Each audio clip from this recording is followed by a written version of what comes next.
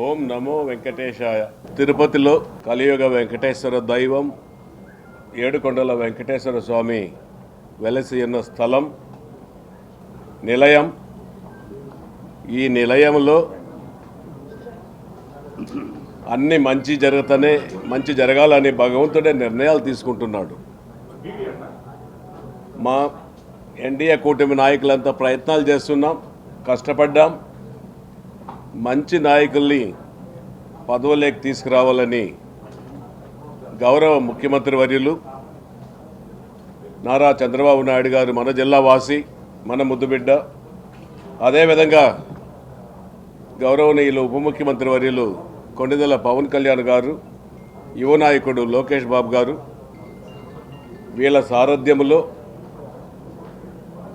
ఎన్డీఏతో జతగట్టి దేశాధినేత మోదీజీ గారితో కలిసి కూటమి ఏర్పాటుకు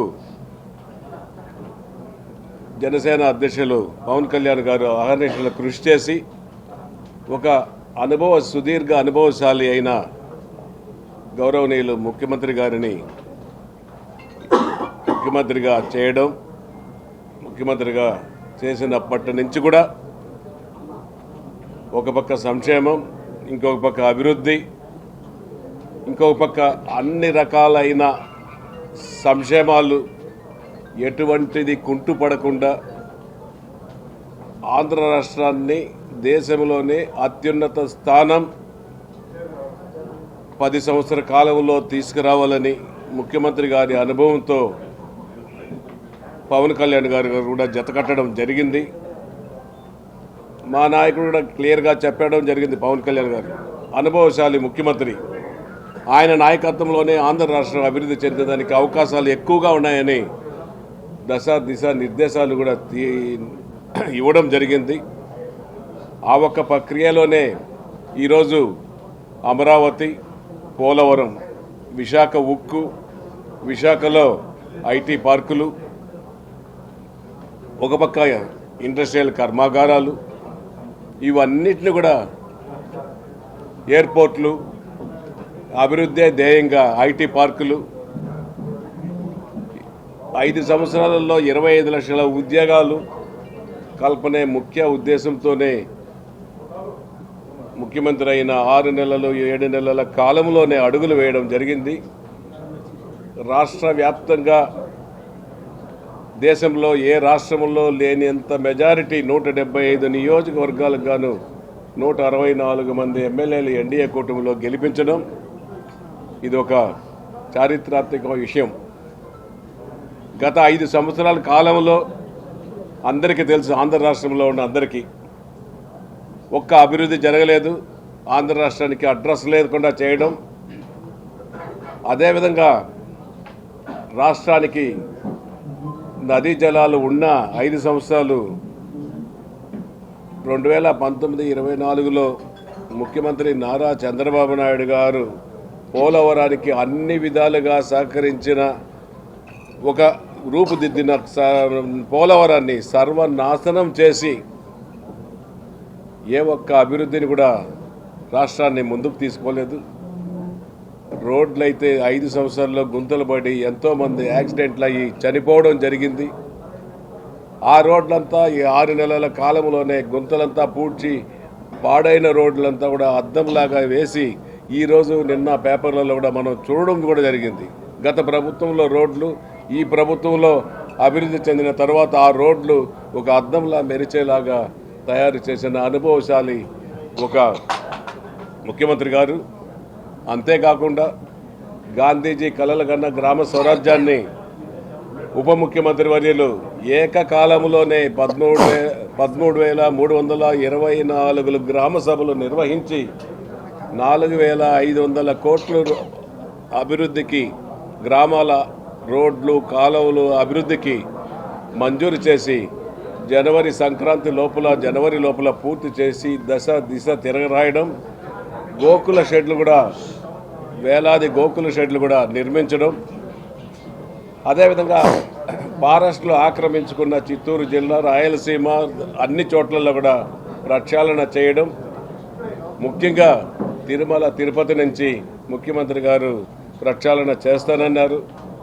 తిరుమలలో జరిగిన ఎప్పుడు జరగన విధంగా గత 5 సంవత్సరాల దుర్మార్గపు రాక్షస పాలనలో దేవునికి వెంకటేశ్వర స్వామికి నైవేద్యం సమర్పించే లడ్డు ప్రసాదాలు అన్నప్రసాదాల్లో కూడా కల్తీ నెయ్యి,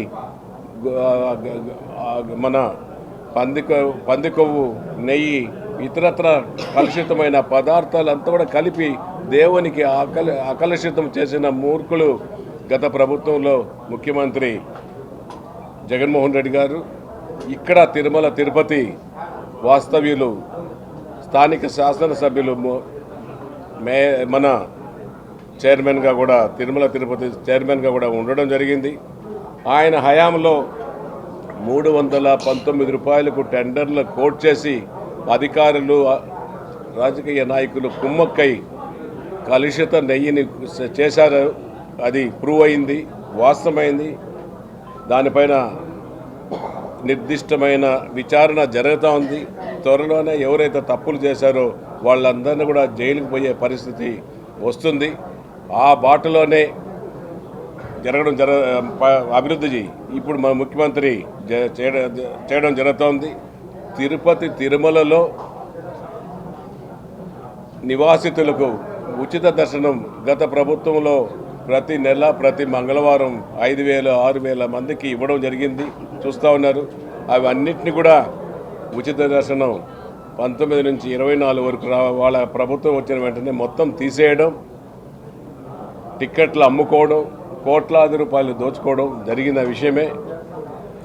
ఎన్డీఏ కూటమి ప్రభుత్వం వచ్చిన తర్వాత మొట్టమొదటి టీటీడీ తిరుమల దేవస్థానం బోర్డు మీటింగ్లో గౌరవనీయులు టీటీడీ బోర్డు చైర్మన్ బిఆర్ నాయుడు గారి నాయకత్వంలో బోర్డు సభ్యులతో ముఖ్యమంత్రి గారు, ఉప ముఖ్యమంత్రి గారు ఎన్నికలకు ముందు చెప్పడం జరిగింది. మొట్టమొదటి మీటింగ్లోనే తిరుపతి నివాసితులకు దర్శన భాగ్యం కూడా కల్పించడం కూడా జరిగిందనేసి కూడా ఈ సందర్భంగా తెలియజేస్తున్నాం. ఇటువంటి మంచి కార్యక్రమాలు చేస్తున్న ముఖ్యమంత్రిని పట్టుకొని చంద్రబాబును దూషించడం, ఉప ముఖ్యమంత్రిని దూషించడం, అదేవిధంగా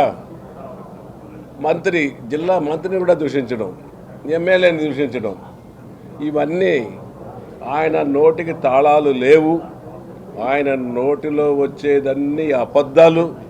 ఆయనే ఒక నీచుడు, నికృష్టుడు, క్రూర మృగం. ఆయనకు దేవుడంటే నల్లరాయితో పోల్చిన మనస్తత్వం. ఆయన మాట్లాడే మాటలన్నీ కూడా అబద్ధాల కోరు. ఇవన్నీ విని తిరుపతి ప్రజలు విసిగెత్తారు. మొన్న సార్వత్రిక ఎన్నికల్లో అత్యధిక మెజారిటీ ఎన్డీఏ కూటమిలో జనసేన అభ్యర్థి అయిన ఆర్ఎన్ శ్రీనివాసులను అత్యధిక మెజారిటీతో గౌరవనీయులు ముఖ్యమంత్రి వర్యులు నారా చంద్రబాబు నాయుడు గారు ఆశీస్సులతో, ఉప ముఖ్యమంత్రి గారి ఆశీస్సులతో, వెంకటేశ్వర గారి దయతో అత్యధిక మెజారిటీతో గెలవడం జరిగింది. గెలిచిన అప్పటి నుంచి కూడా తిరుపతిని ఒక ఆధ్యాత్మిక నగరంగా, పుణ్యక్షేత్రంగా భావించి తిరుపతిలో స్వేచ్ఛ కల్పించడం జరిగింది. ఈరోజు తిరుపతి నియోజకవర్గంలో ఉప మేయర్ ఆయన కొడుకు ఎన్నికల్లో నిలిస్తే గెలిచిపోతామనే ఒక ముందే ఆలోచనతో అన్ని ఏర్పాట్లు 5 సంవత్సరాలు ఏర్పాట్లు చేసుకున్నారు.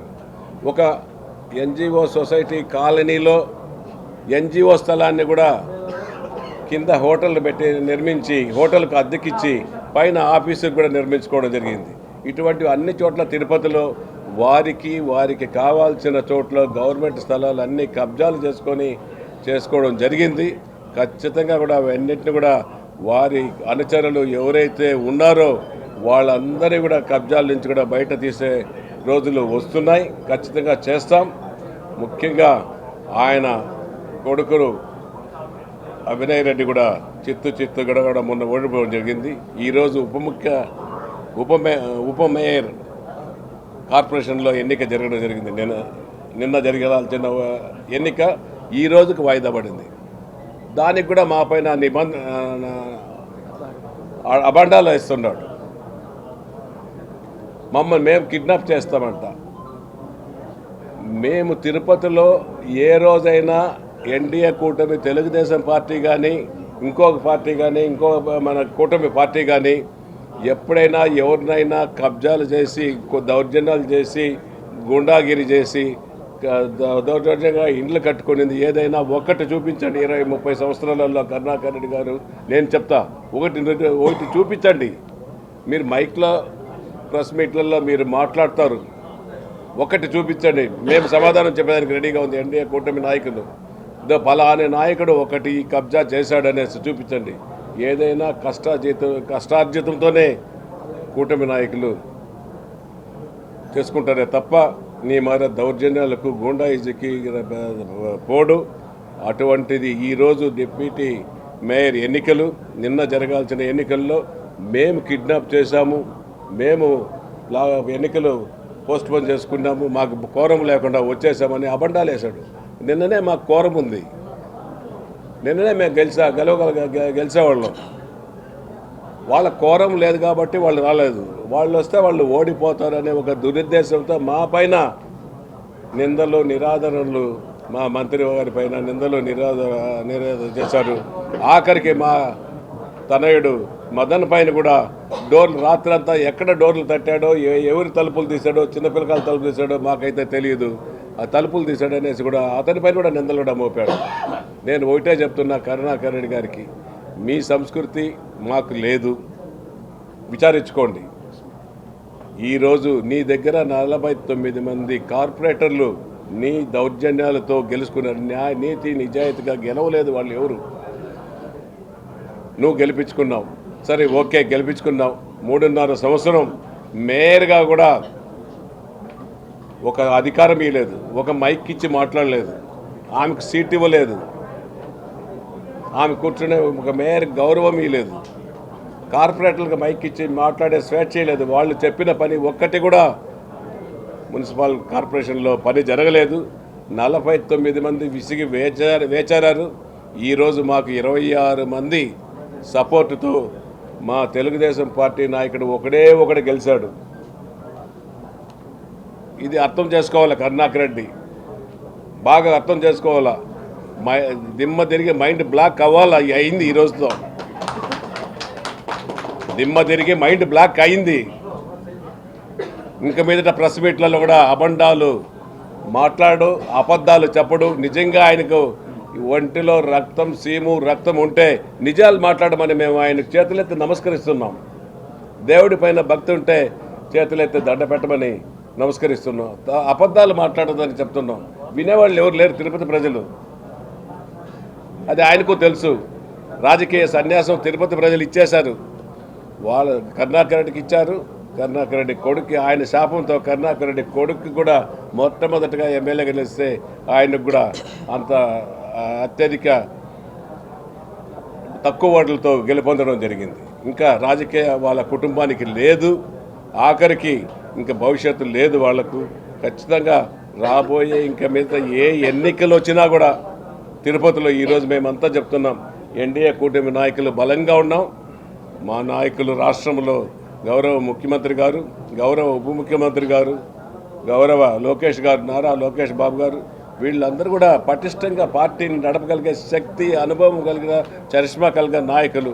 వీళ్ళ అడుగుజాడల్లో ఖచ్చితంగా కూడా మేమందరం కూడా నడిచి తిరుపతి నియోజకవర్గాన్ని ప్రశాంతత వాతావరణం నెలకొల్పుతాము. అన్ని విధాలుగా అభివృద్ధి బాటలో నడిపిస్తాము. మీకు తెలుసు తిరుపతిలో ఎవరి ప్రభుత్వంలో అభివృద్ధి స్టార్ట్ అయింది, ఎవరి ప్రభుత్వంలో పూర్తవుతాయి అనేది కూడా అందరికీ తెలుసు. కేవలం టీడీఆర్ బాండ్ల కోసం, గంజాయి వ్యాపారం కోసం, డ్రగ్స్ వ్యాపారం కోసం తిరుపతిలో 5 ఏళ్ళు లూటీ కొట్టి కోట్ల రూపాయలు దోచుకున్నారు. ఇంకా కూడా మీకు సిగ్గు కూడా లేకుండా మాట్లాడుతున్నారు. గత 20-30 సంవత్సరాల్లో తెలుగుదేశం పార్టీ 40 సంవత్సరాలు అయింది. ఏ ఒక్కరైనా తిరుపతిలో లూటీ కొట్టారా, గంజాయి వ్యాపారం చేశారా, డ్రగ్స్ వ్యాపారం చేశారా, ఇటువంటి టీడీఆర్ మండలంలో కుంభకోణం కొట్టారా, మాస్టర్ ప్లాన్లో రోడ్లతో ఎన్ని దౌర్జన్యాలు, సొంత భూములు రోడ్లు వేసుకున్నారా చెప్పమన్నాడు, చూపించమన్నాడు కరుణాకర్ రెడ్డిని. ఈరోజు కరుణాకర్ రెడ్డి గారిని ఛాలెంజ్ చేస్తున్నా. ఇవన్నీ ఉన్నాయి. రాబోయే రోజులు అన్నిటి కూడా ఇంకా ఏ ఎన్నికలు వచ్చినా ఉండే ఈ 20 మంది కార్పొరేటర్లు కూడా ఎన్డీఏ కూటమి అభివృద్ధి చేసి చూసి వాళ్ళు కూడా వచ్చే రోజులు దగ్గరలో ఉన్నాయి. ఇప్పుడు మాకు 26 మంది కార్పొరేటర్లు ఈరోజు మా పైన నమ్మకం పెట్టి, మా ప్రభుత్వం పైన నమ్మకం పెట్టి 26 మంది చేరడం జరిగింది. రాబోయే రోజుల్లో ఉండే 20 మంది కార్పొరేటర్లు కూడా ఖచ్చితంగా వస్తారు. నీ దగ్గర ఒక్క కార్పొరేటర్ కూడా మిగలడు. ఉన్న కార్పొరేటర్ కూడా రాజీనామా చేయించుకున్నాడు. ఇంకెవరు తిరుపతిలో రేపు ఎలక్షన్ జరిగినా వైఎస్ఆర్ కాంగ్రెస్ పార్టీకి నామినేషన్ వేసేదానికి కూడా ఒక్క కార్పొరేటర్ కూడా ముందుకు రాడు అనేసి కూడా ఈ సందర్భంగా నేను తెలియజేసుకుంటూ, ఖబర్దార్ కరుణాకర్ రెడ్డి గారు, ఈ రోజుతోనైనా ఫుల్ స్టాప్ పెట్టు. అబద్ధాలు మాట్లాడేది పబ్లిక్లో ప్రెస్ మీట్లు ఇచ్చేది అబద్ధాలు ఆపాలనేసి కూడా కోరుకుంటూ, మా ముఖ్యమంత్రి గారి పైన, ఉప ముఖ్యమంత్రి గారి పైన, పంచోళ్ళ పైన సనాతన ధర్మం తిరుపతిలో రక్షించాలంట. ఈయనేమో పెద్ద రక్షించేసి ఈయనేమో కాపాడేసినట్లు. ఈరోజు సనాతన ధర్మం కాపాడుతున్నారు ముఖ్యమంత్రి గారు, మన నారా చంద్రబాబు నాయుడు గారు. ఆయన దేవుడు అంటే భక్తి. వెంకటేశ్వర స్వామి ఆయన అంత పెద్ద బాంబు బ్లాస్ట్లో కూడా బతికించాడు. ఆయన అంటే ఎనలేని భక్తి శ్రద్ధలు మా ముఖ్యమంత్రి గారికి. ఇటువంటి ముఖ్యమంత్రి గారిని, ఉప ముఖ్యమంత్రి గారిని జిల్లాకు ఆయన ఏదో శివాలయ మీటింగ్, శివరాత్రి మీటింగ్కి వస్తే ఆయన వచ్చి ఈడ అంత రాజకీయం చేస్తున్నాడు అనేసి ఆయన పైన అభాండాలు మోపుతాడు. ఆయన్ని కూడా దూషిస్తాడు. నీచుడు, నికృష్టుడు, మూర్ఖుడు, ఆ జిల్లా నుంచి వచ్చి ఈడ చేస్తూ ఉన్నాడు అనేసి. ఆయన ఏదో దైవ కార్యానికి వచ్చి మంచి చేయాలనేసి వస్తే ఆయన కూడా దూషిస్తాడు. నీకు ఇవన్నీ తగవు అనేసి కూడా ఇంకొకసారి తెలియజేసుకుంటూ, ఏది ఏమైనా ఈరోజు నిన్న ఎన్నికలవాల్సిన ఆర్సీ మునికృష్ణ డిప్యూటీ మేయర్గా, ఏది ఏమైనా ఈరోజు ఎన్నో కుటిల ప్రయత్నాలు చేసి ఆయన గెలవాలనుకున్నాడు. పైన వెంకటేశ్వర స్వామి ఉన్నారు, ఇక్కడ కింద ప్రజలు ఉన్నారు. విజయం మరలా ఈరోజు కూడా విజయడానికి అత్యధిక మెజారిటీతో మా ఒక్కడు గెలిచిన తెలుగుదేశం పార్టీలో కూటమి తరఫున ఈరోజు అందరూ కూడా చేరి ఆయన్ను ఉప మేయర్గా ఎన్నుకోవడం లాంఛనంగా జరిగింది. ఆయన మనస్ఫూర్తిగా అభినందిస్తున్నాం, ఆయన్ను గౌరవిస్తున్నాం.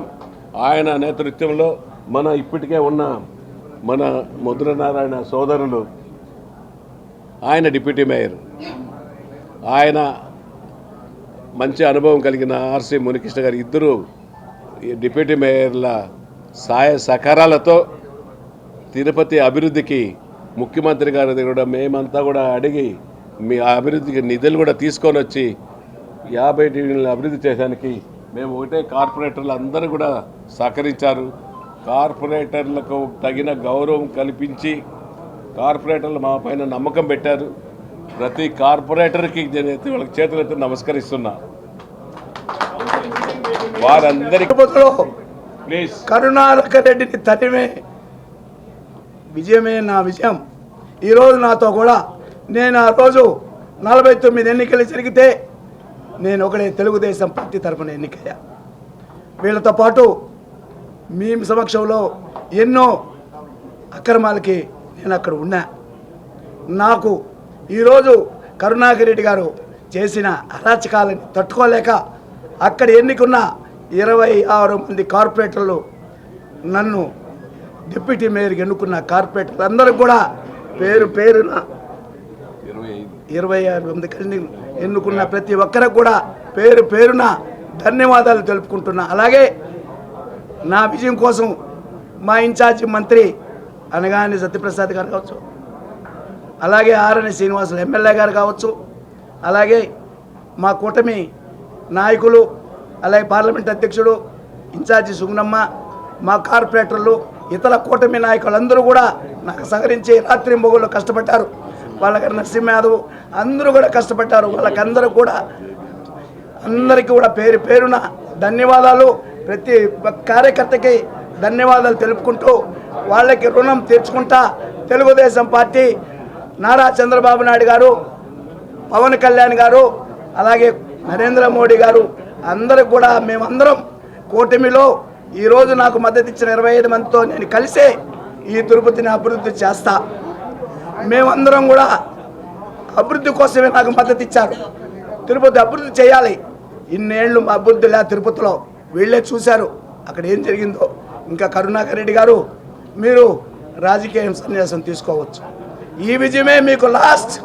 ఇంకా రాజకీయాలు మీకు అక్కర్లేదు, వదిలేని ఇంకా రాజకీయాలు ఎందుకు మీరు అబండాలు వేస్తారు?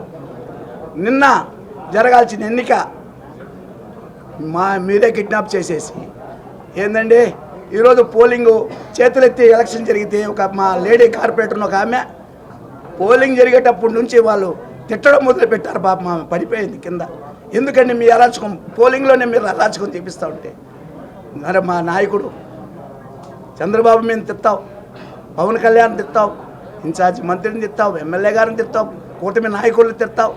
మీరు అంత న్యాయంగా పరిపాలించారా మీరు మీ కొడుకు? ఇంకా మానుకోండి మీ రాజకీయాలు, ఇంకా చాలు. నా గెలుపుకు సహకరించిన ప్రతి ఒక్కరికి కూడా పేరు పేరున ధన్యవాదాలు తెలుపుకుంటున్నాను.